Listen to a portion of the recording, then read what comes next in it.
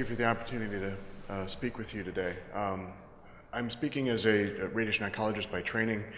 I work, obviously, with photodynamic therapy, and I am also a cancer survivor for now 15 years of testicular cancer as well, so I have a perspective on this. Most of my slides will usually start with northern lights. It's the intersection of radiation with magnetism to produce light and from darkness to produce hope. So what's asbestos? And how the heck could something you can't see possibly hurt you? So asbestos has a bad thing. It has the asbestiform habit. And one of the problems with the asbestiform habit is you get a particle that is too big to be small and too small to be big. So the way your lungs are supposed to work, or the way your body's supposed to work, things that are very, very, very small make their way through, either pass completely through the body without ever getting trapped, or never make it in to begin with. Things that are very large are expelled, for example, in the mucus of the lining of the throat. The cilia clear these things out. Large particulate matter is cleared every day. Your GI tract has similar mechanisms to protect itself from large elements, and this sort of works pretty well to keep the outsides out and the insides in. The problem with asbestos is it's big enough that it can still be trapped, but it's small enough that it can wind its way through between the cells. And if you think about the lung, if you think about the lung, the pleura represent effectively the deepest part of the lung, the farthest away from the airways that you can see in the center. Asbestos causes a whole bunch of different human health conditions. Essentially, everywhere it ends up in the human body, it will reside in the tissue. It can permanently reside in the tissue, and the body's reaction to it is what ends up causing the disease. It sets up a chronic inflammatory reaction, and like a lot of things that cause chronic inflammatory reactions, it can cause a couple of different things, and we see this in the lung. Effectively, asbestosis of the lung is a chronic inflammatory condition of the lung itself and the pleura that creates scar tissue or fibrosis. This prevents the lung from expanding. It can attract other elements of the body to chronic inflammation like calcium and prevent these very hardened pleural plaques and effectively stop you from being able to use the organ because it can no longer expand and contract the way it's supposed to. Alternatively, or additionally, this chronic inflammatory reaction can set up a malignancy. This can happen essentially anywhere asbestos winds its way in the human body. We talk a lot about it in the chest cavity. It can certainly end up in the pericardium. It can end up when you ingest it in the esophagus, the gastric tract, liver, bile ducts, colon, ovary. All over the body we see increases in various cancers related to asbestos exposure. And in this case, the data are unequivocally clear. So what's cancer, and how do I get it? The essential problem with cancer is that you are born as a single cell with the instructions on how to make everything. Every process that will ever be done inside your body is contained in that original single cell. Normal cells are supposed to use only the genes necessary to do their particular job. So a pleural cell should do a pleural job, a lung cell should do a lung job. But inside of them is the instructions on how to do everything. So if you think about a white blood cell, it is a perfectly normal activity for this white blood cell to be in a lymph node, to sense an infection, to go out of the lymph node into the bloodstream, to travel through the bloodstream, to go to the tissues, burrow in, treat the infection. This is totally normal. For a pleural cell, this is not normal. Normal cells in adults aren't supposed to divide. They're supposed to respect and play well with others, that they should sort of listen to their friends around them and do their job. And a cancer is essentially a rogue cell, a rogue agent. It's gone reading in the normal cell the parts of the library that encode all of these different functions that aren't supposed to be used or walled off. And essentially, a cancer cell's gone reading in the occult book section of its local library. So it's picked up these different features that allow it to survive inappropriately, to push its neighbors out of the way, to not be a good friend, to get into access into the lymphatics, into the blood cell vessels, set up shop in lymph nodes, go all over the body.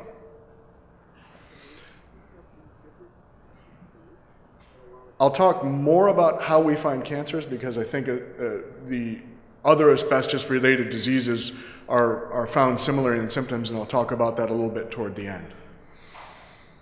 When we look for cancers, as we've seen, we can screen for them, we can look around, but the way that they traditionally have come to attention is through just symptoms.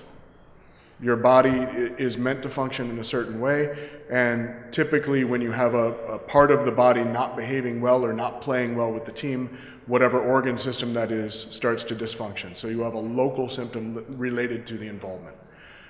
The other aspect is, effectively, and we're learning this I think with Keytruda, which we'll talk about later, cancers shouldn't exist. We're built for them not to exist. Your immune system should recognize these as foreign, it should get rid of them as altered self, and it doesn't. And one of the things we're finding, a lot of the symptoms of cancer are related to the systemic activation of your immune system. So your immune system is angry, it's not exactly sure what it's angry at, so you're not particularly hungry, you feel kind of crummy, you're just under the weather, a lot like a flu-like symptoms or a very early viral-like phase. This is incredibly common across the spectrum of cancer diseases. We'd love to be able to screen the secondary prevention. This is what we all work on every day. And it's still, every patient asks, "Doc, don't you have a blood test? What are you guys doing?" We're working hard. It's a hard problem because the basic issue is a cancer is altered self. There may be a few thousand very small alterations out of millions and millions of factors that make that thing different. So it is literally trying to find a needle in a haystack. We certainly have amazing ability to detect things inside the human body with some of the novel radiological tests, but I point out to all of the patients when I talk to them about scans, scans are very easy to sort of think about, but they're not real. And what I mean by that is they're physical interpretations of things we see. And I think this is one thing that gives a lot of patients a really hard time, where you say there's a slight abnormality on the scan, well, what does that mean? And the answer is you don't always know, because there can be many ways that things can be abnormal on a scan, and it's hard to understand the physiologic processes. To some extent, a lot of our new functional imaging is going to get, hopefully, to the root of that. So when we want to diagnose mesothelioma or other asbestos-related disease, we rely primarily as physicians on the history. I will say kudos to most of the lawyers. They're much better investigators into occupational health and exposure. Typically that part of a primary care visit in most people's experience says, "What you do for a living?" And whatever answer that is gets written down, and that's about the extent of investigation into occupational exposure. And we'll talk about this toward the end. As a patient or as a provider, we need to communicate a lot better on this particular aspect. Typical symptoms in terms of mesothelioma or other asbestos-related diseases, again, difficulty breathing and cough if it's in the lungs or in the chest. It's primarily a restrictive disease. It stops the lungs from being able to expand and take on air. Pain is almost always associated with cancer in some way. It can be very difficult to ferret that out. As most of us who are approaching 5th and 6th decades or 7th decades of life, a lot of stuff hurts that didn't used to hurt all the time. Cancer pain tends to be not sensible. It tends to be pain that is not related to activities that you would do. It tends to be something that slowly gets worse over time. It tends to be, again, if your back hurts because you helped clean out the garage yesterday, that's perfectly sensible. Your back slowly increasing in pain to the point where it starts to interfere with function, that's something that ought to get looked into. Again, the issue with Immune system activation on a low level, we get sweats, fever, just that crummy feeling we call malaise. I think it's really important. When you start thinking about some of the GI cancers or peritoneal mesothelioma, change in urinary bowel habits are very common. These are things that change slowly over time and again tend to behave sensibly. If you keep having bizarre bowel habits, bizarre urinary habits that aren't related to anything, that are dramatically different or that are wildly varying from day to day, these are things to look at. Something as simple as bloating or swelling of the abdomen, you can put 3 or 4 liters of fluid in the abdomen before you even notice much of anything. So if you're seeing bloating or swelling, that's a big deal. And then again, the immune system stuff, the things that tell you vaguely something's wrong and I'm not sure what, fatigue, change in appetite is huge. Unexplained weight loss. We are always asking about that. And particularly as a medical professional, I don't like my patients to lose weight. I don't like really, really thin patients. I like my patients to be people of substance. It makes me more happy and satisfied that way. But when people are losing weight, when they're not trying to, that's definitely a big issue. You can see here a CT scan just to see a little bit what something like mesothelioma might look like. This is a more advanced case, and you can see, if I can get the pointer to work. All right, you can see on the right side of your screen, on the left side, you'll see that the lung, the black part of the lung comes straight up to the chest wall, and you can see the rind of sort of irregular tissue lining the lung. This is a more advanced case. It's very difficult to detect pleural diseases on CT in a very early phase, and that's where people like Dr. Flores come in, when you can actually put a scope in there and you see nothing on the scan and you'll see a tremendous amount of disease. So we still need to get quite a bit better there.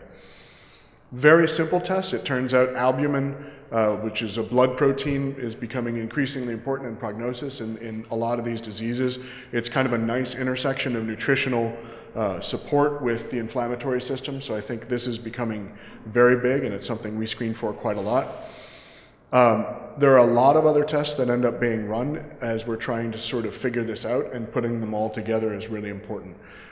Clearly, I think in this case, the radioactive sugar scan called FDG PET, or just a lot of people will call it a PET scan, is really important in distinguishing a chronic inflammatory condition or something like asbestosis from a frank malignancy. And again, this is something where we've only really begun to touch. The gold standard for this is looking at pathology, looking at things under the microscope, and Dr. Flores will talk a little bit about this as well. Until you have it under a microscope, you can't necessarily tell what the process is, and sometimes not even then. It can be very difficult to diagnose. I'm going to skip over a little bit about how we treat things in the interest of time, but suffice it to say, there's a couple of different things that you can do. What we'd like to be able to do is to surgically remove all disease and have that be the end of it. That would be a goal that we could achieve. This is a very difficult thing, and again, Dr. Flores will talk about that. And if I could give my quick analogy I use with patients, if you want to think about any type of a cancer surgery, if you had a bad spot in an orange, and it was fully contained within that orange slice, and you pulled the orange slice out, you'd feel pretty warm and fuzzy. If you had a bad spot in an apple, you wouldn't feel pretty warm and fuzzy. These are sort of the things we think about. Meso is much more like the apple case. There's not a well-encapsulated area for a lot of these. So, in closing, a couple of things to keep in mind about just diagnosing these diseases, and this is really important. You're your own advocate. You know your body. You know your history. You know what you were exposed to. You need to make sure that you're front and center. Physicians have 15 minutes to see you and don't have 25 minutes to take occupational exposure. You need to think about these things. You need to be upfront, be your best advocate. Don't be afraid to speak up, and if things aren't going the way you want and they're not addressing your questions, you need to be pushy. Meso is something that should really only be treated by specialists, and a lot of these diseases are for specialists only. Do not get told by a primary care that this is not an issue. Go for someone who does this and knows the devil in all his disguises. If you're getting treatments for these things, hard questions. They're socially uncomfortable to ask. How many of these kind of things have you done? How many of these people have you treated? And always, if time allows, get a second opinion or a third opinion before you undergo a major medical procedure if there's time. And with that, I will pause for next speaker.